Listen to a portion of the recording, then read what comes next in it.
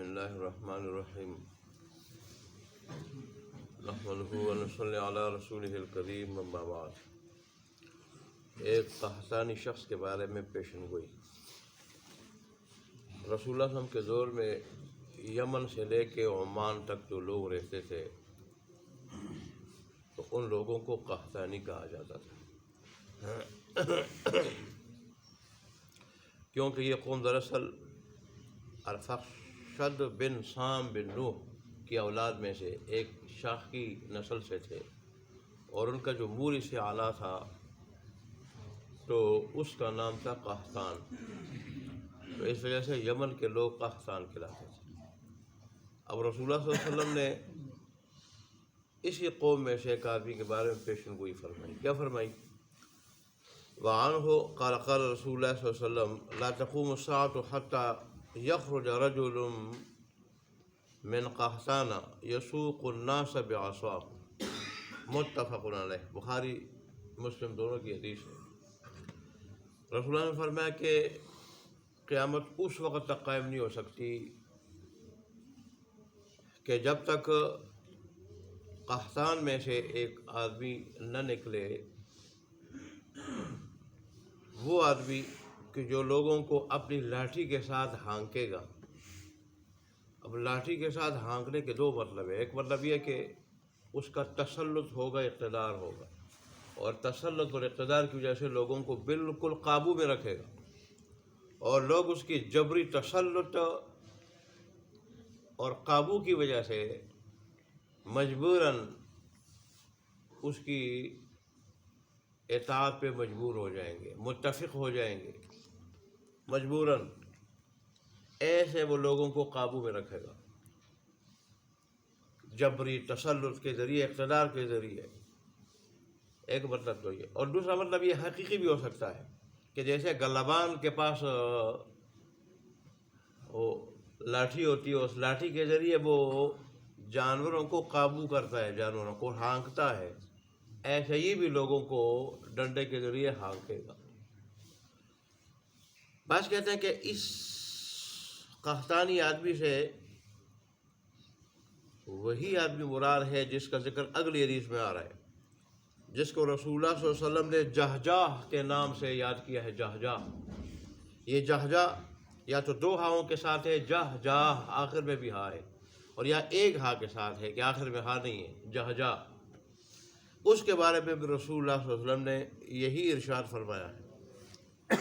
وعنہ اور انہی سے روایت ہے قال قال رسول اللہ صلی اللہ علیہ وسلم لا تذهب الایام واللیالی، رسول اللہ صلی اللہ علیہ وسلم فرمایا کہ دن اور راتوں کی تکمیل نہیں ہوگی، یہ تمام نہیں ہوں گے، یعنی یہ ختم نہیں ہوں گے، زمانہ ختم نہیں ہوگا۔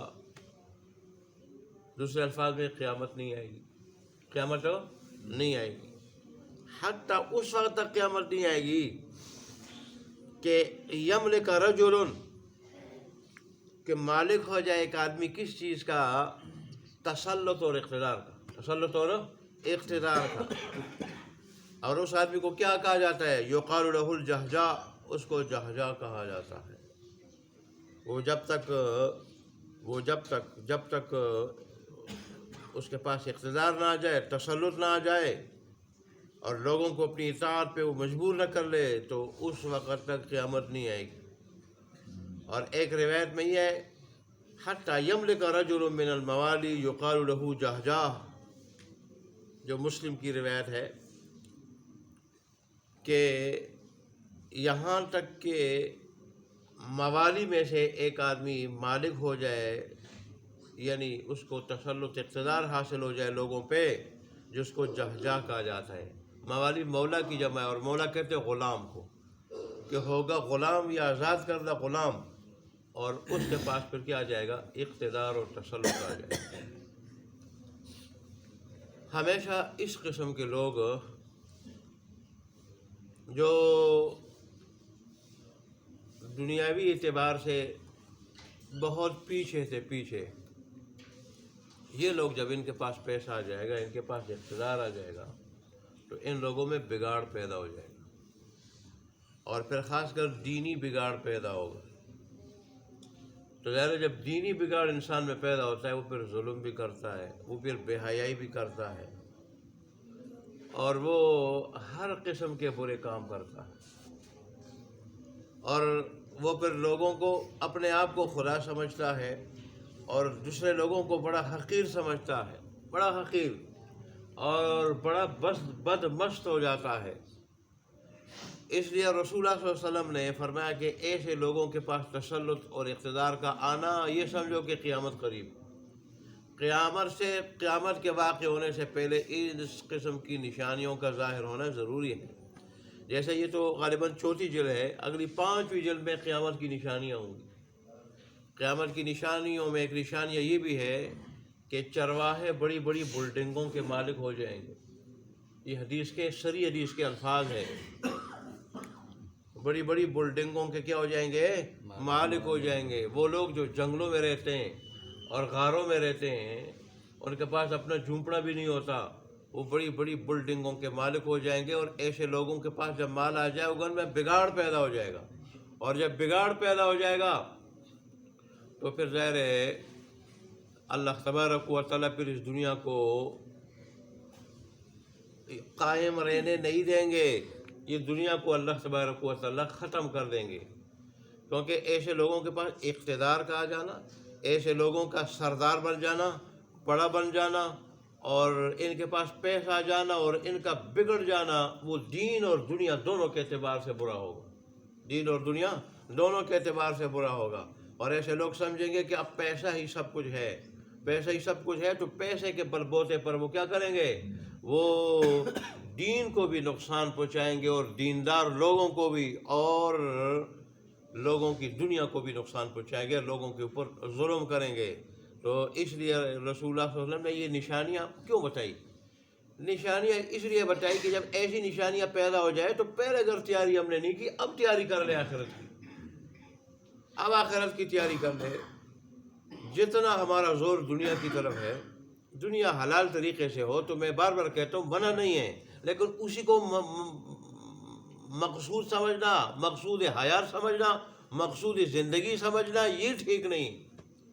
مقصود زندگی آخرت بنانا، رب کو راضی کرنا ہے۔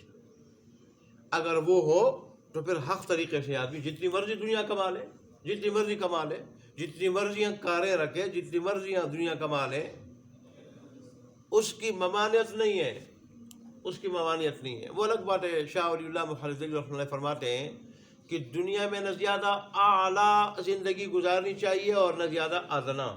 زیادہ ادنا بھی ٹھیک نہیں ہے کہ آدمی محتاج ہو، اور ایسے ہی کوئی انتہائی معمولی کپڑے پہنتا ہو، وہ بھی ٹھیک نہیں ہے، مالدار آدمی کی بات ہے۔ لیکن یعنی اتنی کوشش کرنی چاہیے کہ دنیاوی زندگی محتاجی کی نہ ہو، محتاج نہ ہو آدمی، محتاج نہ ہو۔ یہ محتاجی بھی بری بلا ہے۔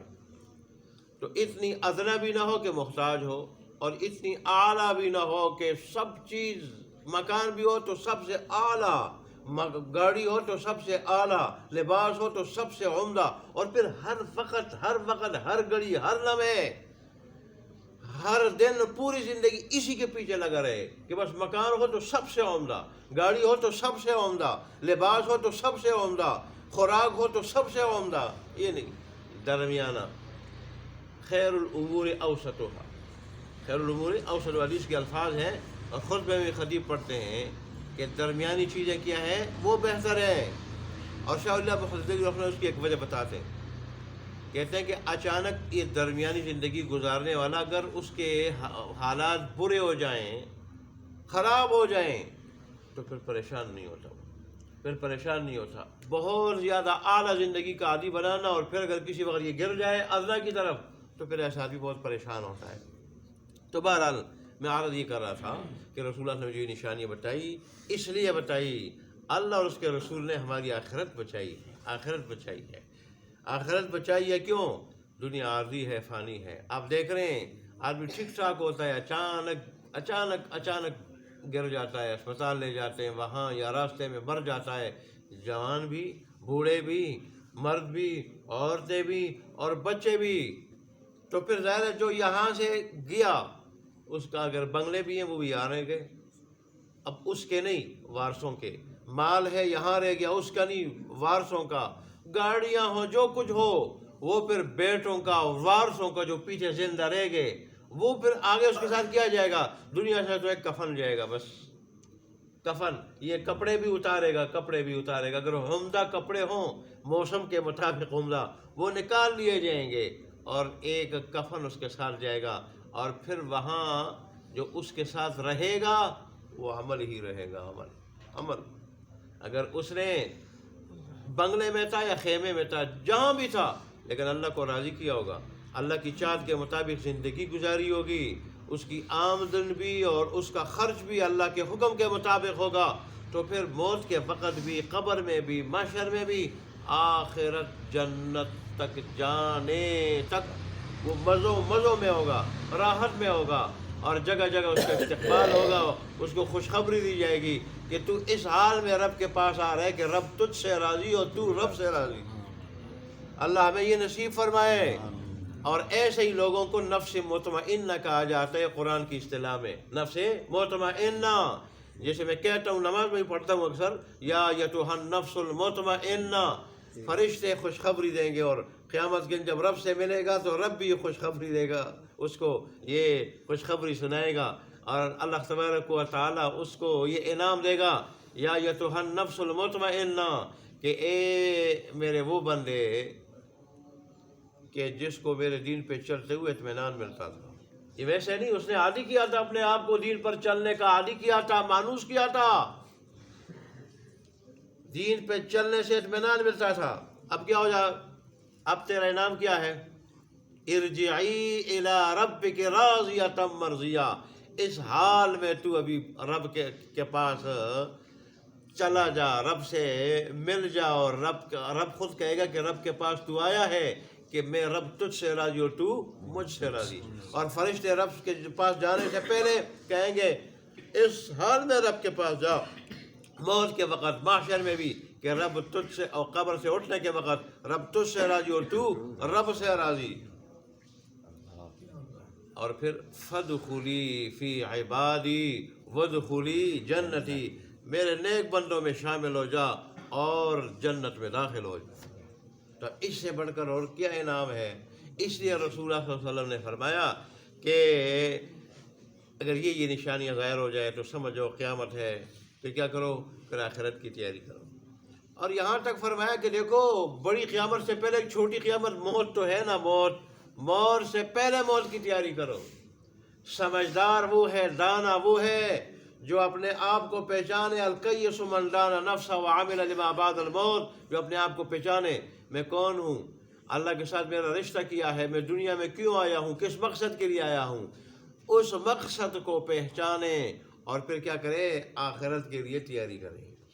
تو اللہ تبارک و تعالیٰ ہمیں یہ کیا تیاری کرنے کی توفیق عطا فرمائے، اور جو کچھ ہم سنتے اس پہ عمل کرنے کی توفیق عطا فرمائے۔